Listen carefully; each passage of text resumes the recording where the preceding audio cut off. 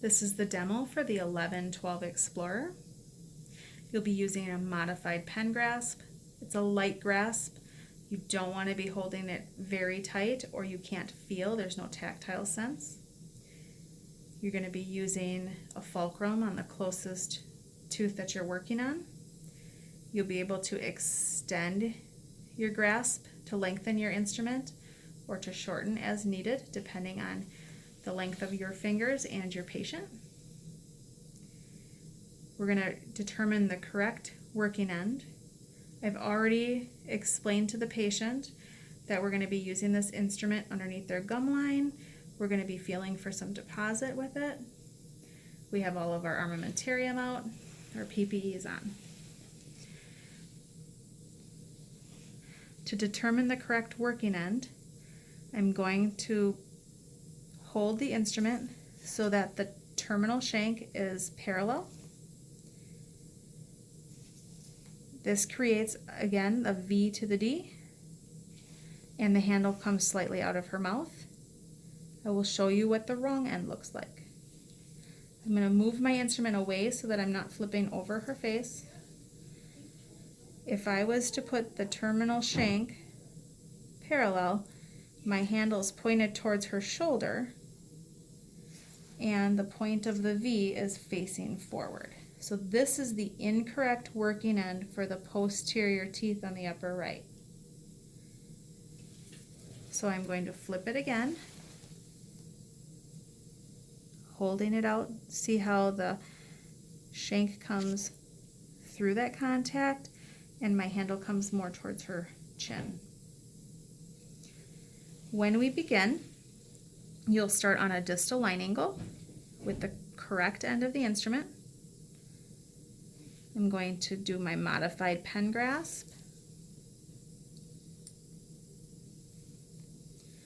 fulcruming on the tooth closest to where I'm working, palm up.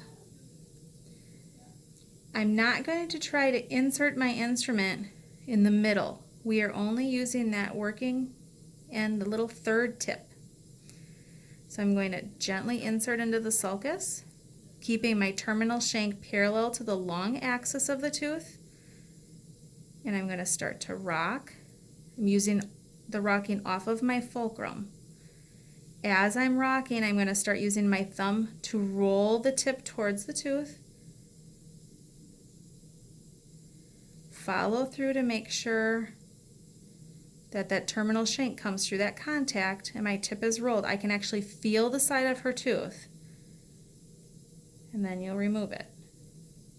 Roll your instrument so that the tip is pointed in the direction you're going to go. Insert distal line angle, parallel with the long axis of the tooth. Pivot off or rock off of my fulcrum. I'm also pivoting. As I come around, I have to pivot and roll at the same time. If I don't do that, I'm going to have my tip end up right into that tissue. So you're going to rock and roll at the same time and pivot up on your fulcrum. The pivoting is going to keep that terminal shank parallel with the long axis of the tooth, and it also end up where it gets right in between that contact for you. And then come out.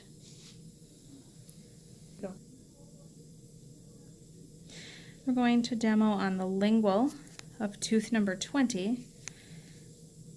Fulcruming with the modified pen grasp, closest tooth, inserting using that third tip, starting at the distal line angle. Again, making sure that we're not hovered over the occlusal. You need to stand up and pivot in on that fulcrum to insert. Nice rocking motion. Rolling with my thumb, I'm pushing that instrument and turning it around, keeping that terminal shank parallel with the contact, coming out, rolling my instrument, adjusting my fulcrum, reinserting, coming around.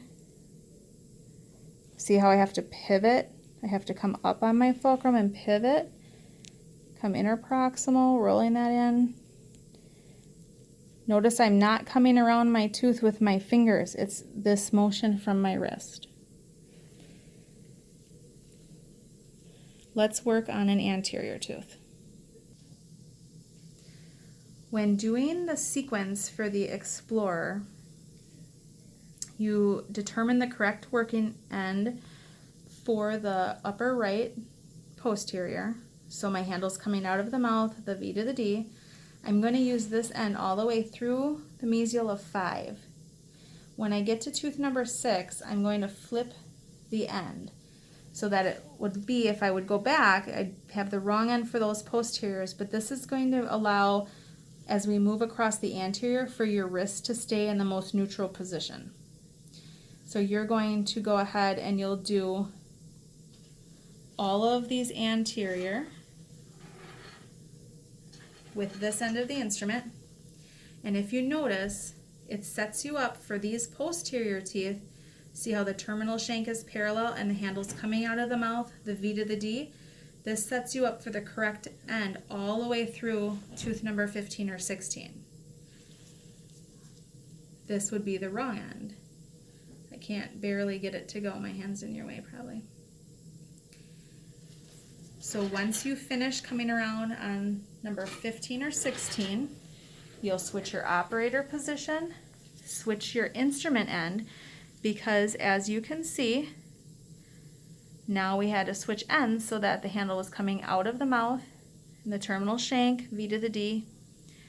You're going to use this instrument all the way up to the mesial of 12, and then you're going to flip the instrument for 11 through 6, and it'll actually continue all the way through tooth number 2 or 1.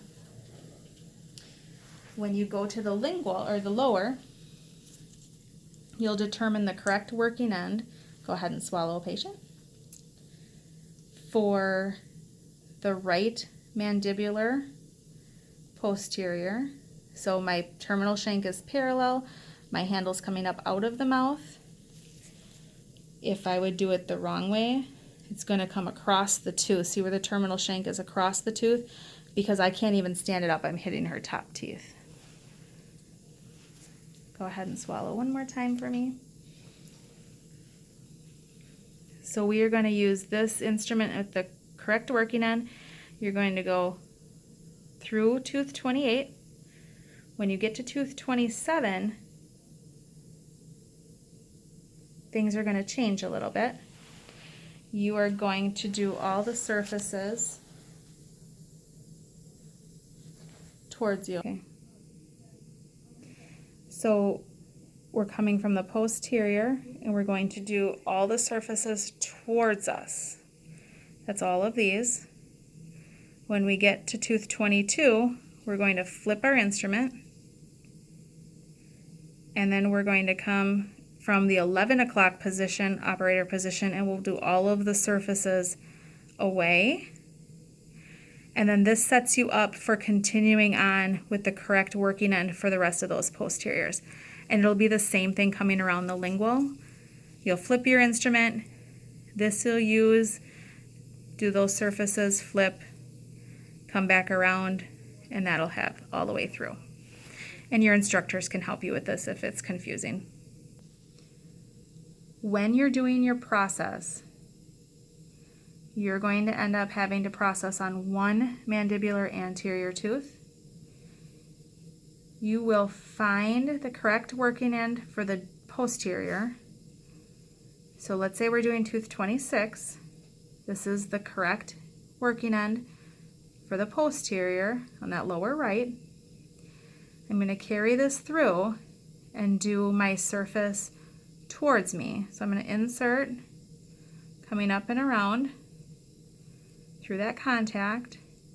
I'm going to switch operator position,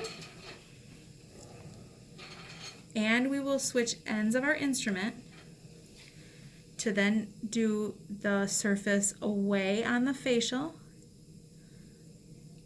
coming interproximal.